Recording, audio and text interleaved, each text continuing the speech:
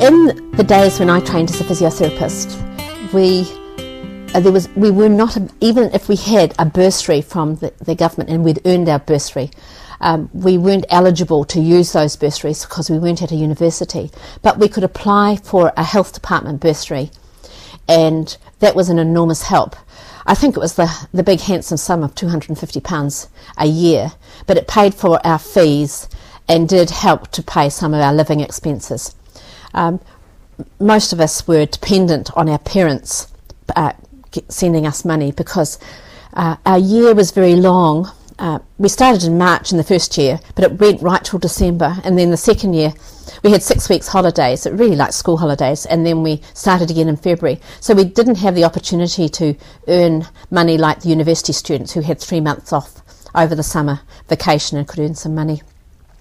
Our health department bursaries, also we were tied, we had a bond with them, and we were required to work for 2 years after you had graduated, and you were sent off to various parts of New Zealand.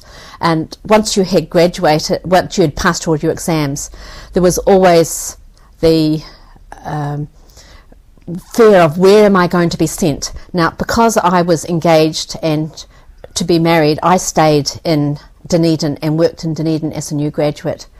But many of my fellow students were sent off to the back blocks of New Zealand, to places, and there were often tears as people thought, oh, I'm going to Hokitika or I'm going to Greymouth. Those were the two worst places I think most people feared going to, the West Coast.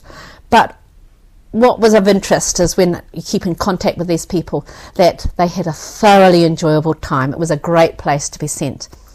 Because my husband comes from Hokitika, I would always catch up with whoever was the bursary physiotherapist at Hokitika Hospital, and they were always having a great time in Hokitika. Sure, it was sort of on the farthest reaches of the other side of the mountains when you live in Canterbury.